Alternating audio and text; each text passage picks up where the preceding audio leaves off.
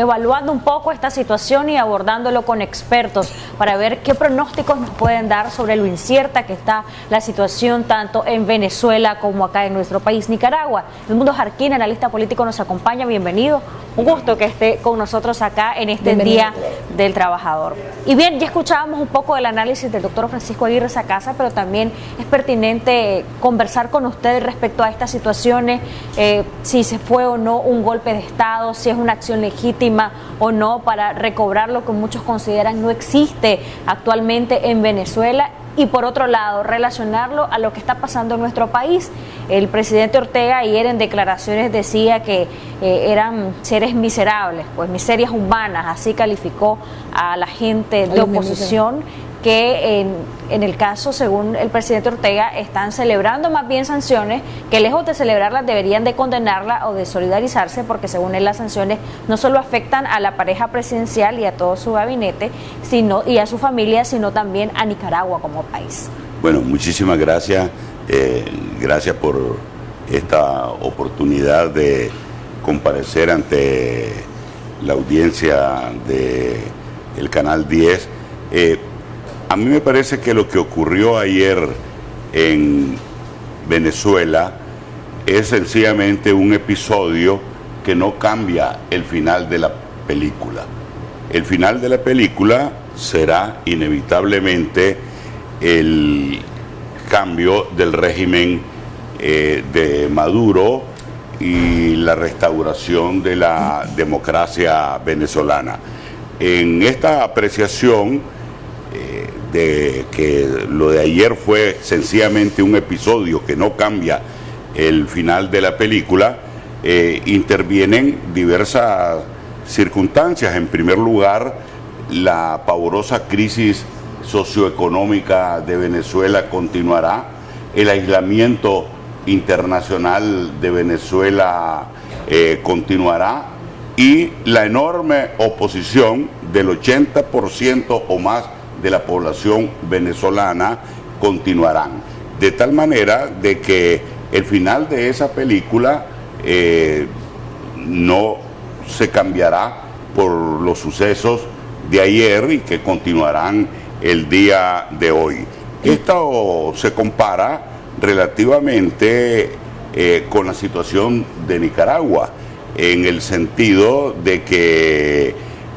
continúa el aislamiento internacional del régimen de Ortega, continúa la crisis económica, no en la magnitud ni las proporciones de Venezuela, continúa la oposición inmensamente mayoritaria del pueblo de Nicaragua, pero hay una diferencia sustancial, como lo señalaba Francisco Aguirre en su intervención por Skype desde los Estados Unidos, y es el hecho de que no se han cometido las barbaridades en términos de asesinatos, en términos de presos políticos, en términos de exilio político, porque la migración en Venezuela ha sido más por razones socioeconómicas que en el caso de Nicaragua. Bueno, y ahora en esta situación relacionemos también y su análisis respecto a lo que decía el presidente Ortega el día de ayer, la noche de ayer, en recientes declaraciones, donde llamaba miseria humana a la oposición, porque según él no deberían de celebrar sanciones para Nicaragua, sino muy por el contrario, solidarizarnos como país, condenar estas sanciones, porque a quienes afectan es precisamente al pueblo de Nicaragua. Su visión al respecto. Jocelyn, como lo dijo Mario Arana al finalizar la reunión de ayer en el INCAE, las sanciones existen en Nicaragua, o las sanciones internacionales aplicadas al régimen de Ortega, porque no son a Nicaragua como país, son aplicadas por hechos muy concretos, y es que Daniel Ortega violó masivamente los derechos humanos, y además vino progresivamente cerrando desde enero del 2007 las oportunidades democráticas en Nicaragua. Sobre el calificativo que Ortega utilizó ayer para la oposición y específicamente para los negociadores de la oposición, yo solamente quisiera pensar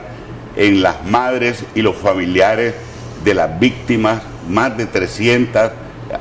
algunos organismos estiman más de 500 asesinados, los familiares y los padres de los presos y las presas políticas. ¿Qué pueden pensar del hecho de que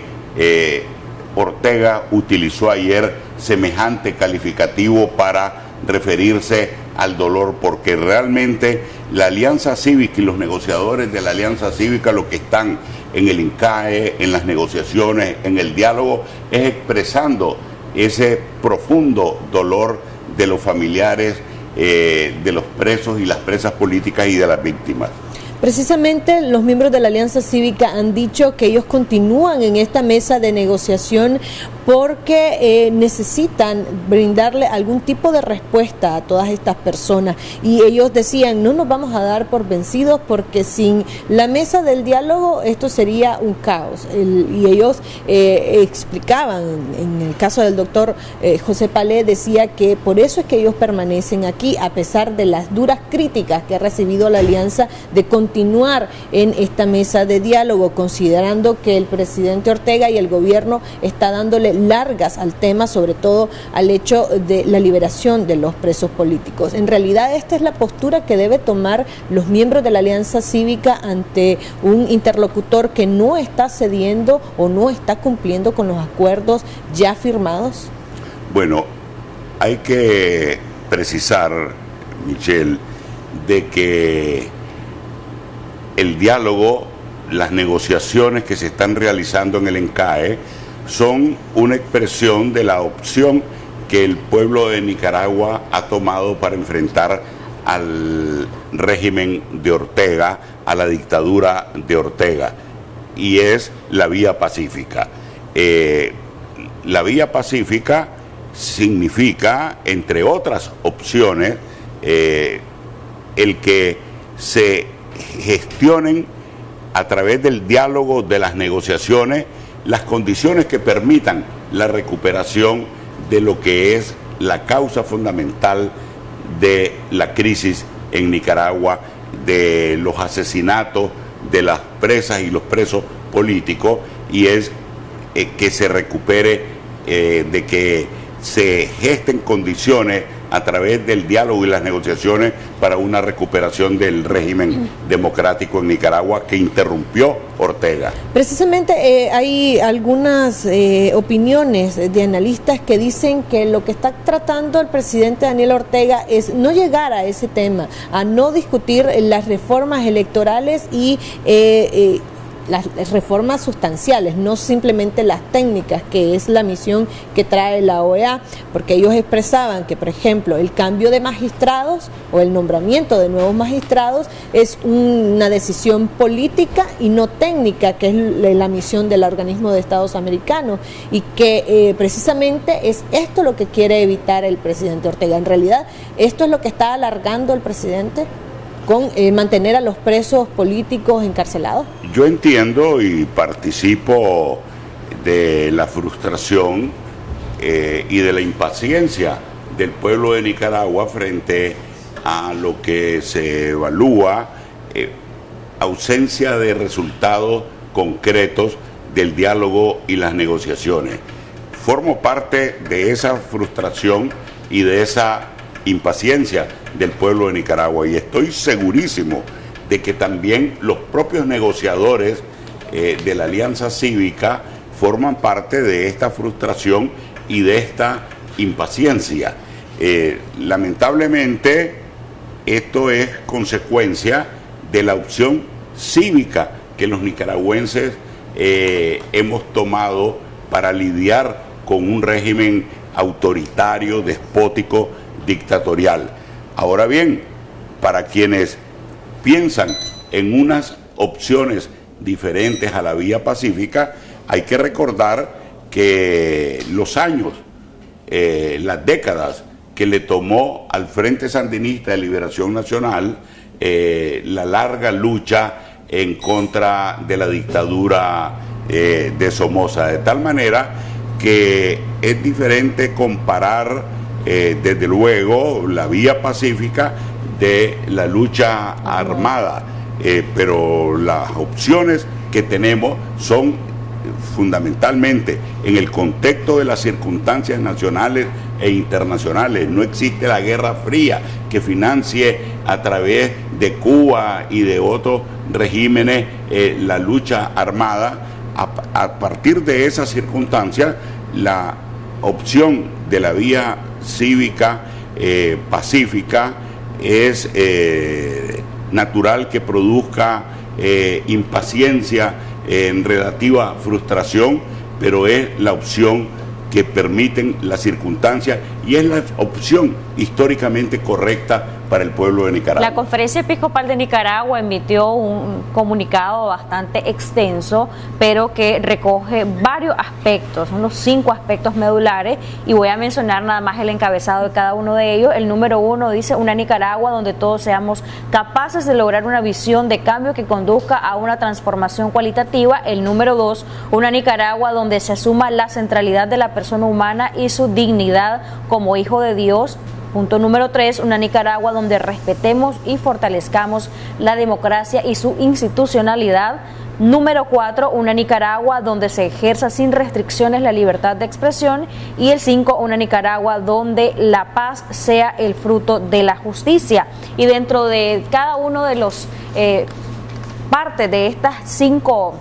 elementos fundamentales que citan en el comunicado están también el tema electoral, de unas reformas para que garanticen la institucionalidad como país. Su valoración al respecto y qué papel preponderante podría tener un comunicado como este y la Conferencia Episcopal de Nicaragua como tal, porque aunque no estén de manera explícita ahí en la mesa de negociación, pero sí son un sector que es muy escuchado en una situación en la que ha enfrentado Nicaragua desde abril 2018. Gracias, Jocelyn. Precisamente tuve oportunidad de leer este comunicado de la Conferencia Episcopal con motivo de Pascua, y sí quiero señalar que me parece como un espejo en relación al cual se ve muy mal, pero realmente mal, el régimen de Ortega,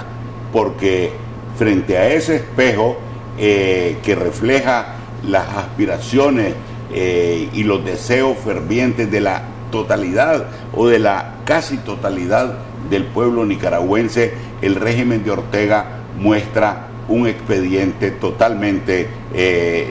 opuesto al el pronunciamiento de la Conferencia Episcopal, de tal manera que yo creo que esta es una oportunidad para agradecer a la Conferencia Episcopal de Nicaragua esta reflexión con motivo de la Pascua. Hemos superado la Cuaresma, que es etapa de dolor, y hemos entrado a la temporada de Pascua, de Adviento, que es de esperanza, y precisamente eso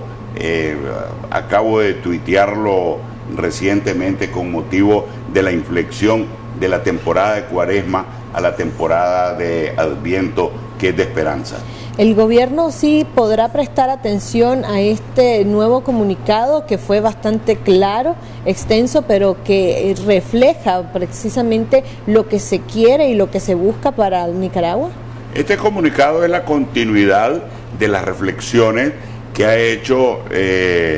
la Conferencia Episcopal en varias ocasiones. Recuerdo 2. La reflexión que hizo la Conferencia Episcopal de Nicaragua con motivo de la temporada de Cuaresma en el año 2016, diciendo que el régimen de Ortega estaba estableciendo un sistema de partido único al excluir de la competencia electoral prevista para noviembre del año 2016 absolutamente a toda la oposición, y recuerdo también la reflexión, la carta que dirigió la Conferencia Episcopal en mayo del año 2014 y que Ortega se negó a contestar, y precisamente nunca concedió el diálogo que solicitaba ahí la Conferencia Episcopal. De tal manera que me parece a mí que este pronunciamiento acompaña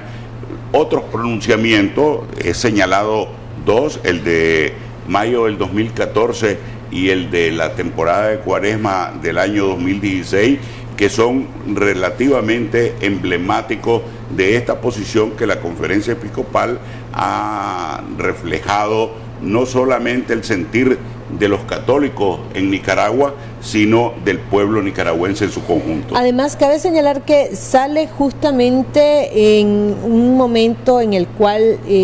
se retoman las negociaciones luego de 3 semanas de reuniones bilaterales con los testigos y garantes, uno de ellos el nuncio, y que el gobierno, según ha dicho la Alianza Cívica, no cumplió con lo prometido a los testigos y garantes, que era precisamente firmar estos acuerdos para la liberación en todo el mes de mayo de los presos políticos. Podría haber sido también un espaldarazo, un respaldo a el nuncio que se encuentra ahí como testigo y garante y también como representante de la Iglesia Católica en la mesa de negociación. Yo lo que creo es que esta es la continuación de la posición que la Conferencia Episcopal ha tenido desde que prácticamente se inauguró el régimen de Ortega. Y precisamente esta es una de las diferencias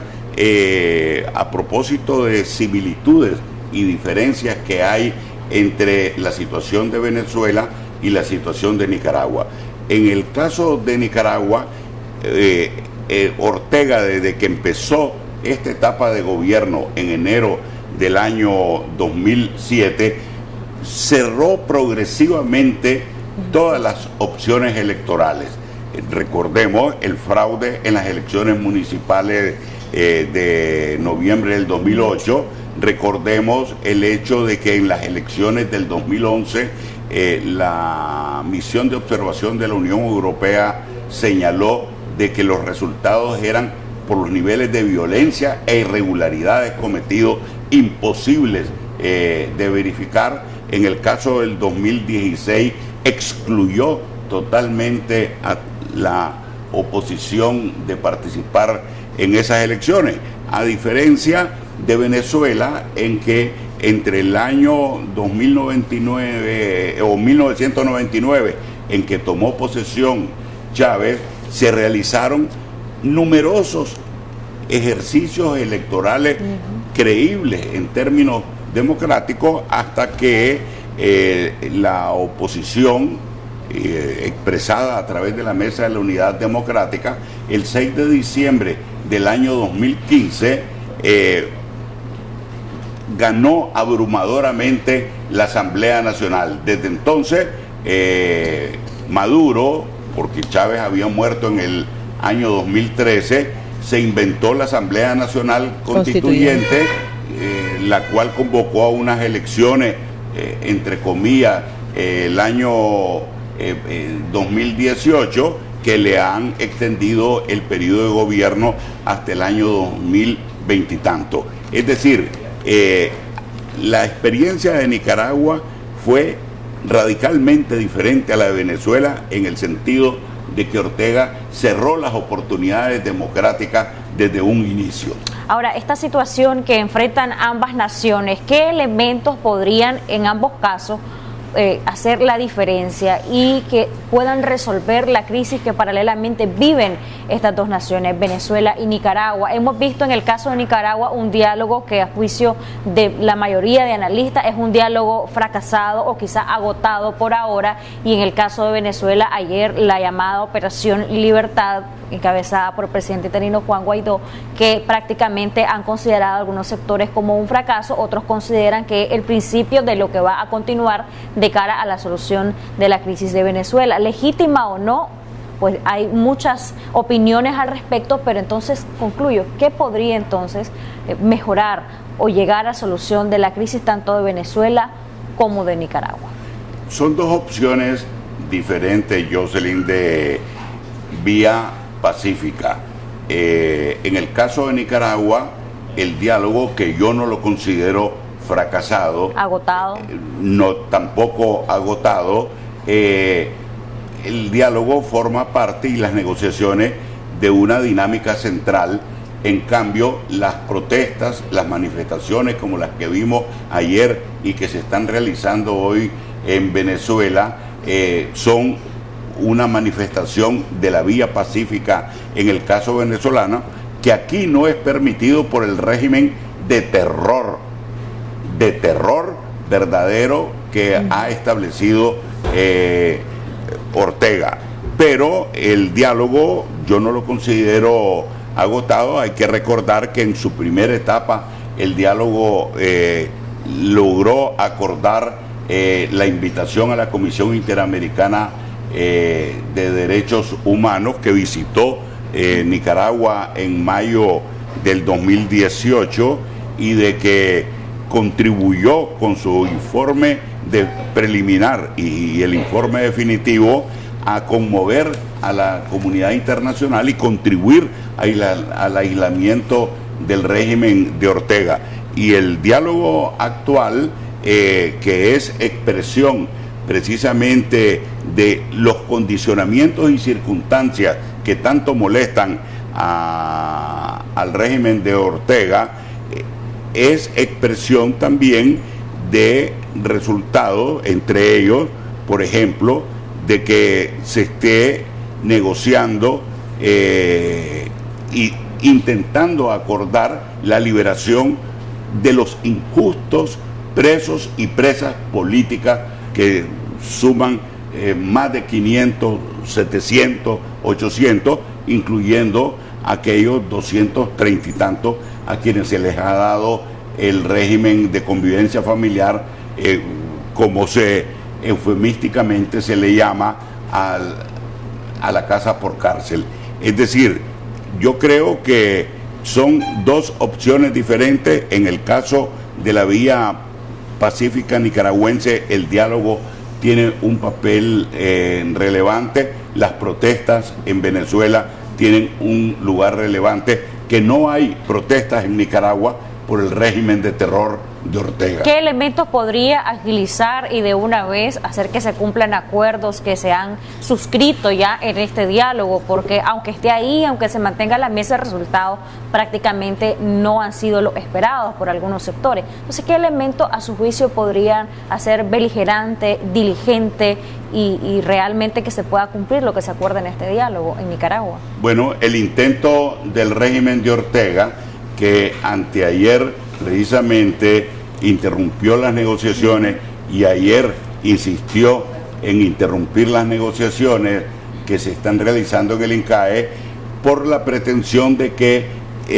se adopte un párrafo de levantamiento de las sanciones, y precisamente a eso se refirió groseramente Ortega en la reunión de Los Palme ayer, en el sentido de que las sanciones existen precisamente como reacción de la comunidad internacional frente a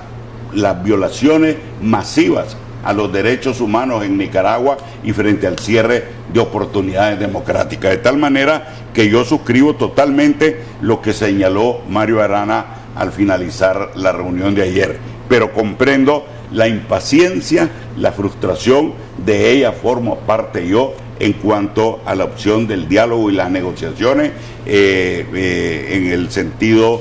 de que los nicaragüenses quisiéramos resultados y más inmediatos. Bueno, muchas gracias, Edmundo Jarquín, por habernos acompañado hoy día. Si quiere agregar algo a manera de conclusión. Bueno, repetir lo que los negociadores dijeron ayer a través de Mario Arana, de que insistir en que los garantes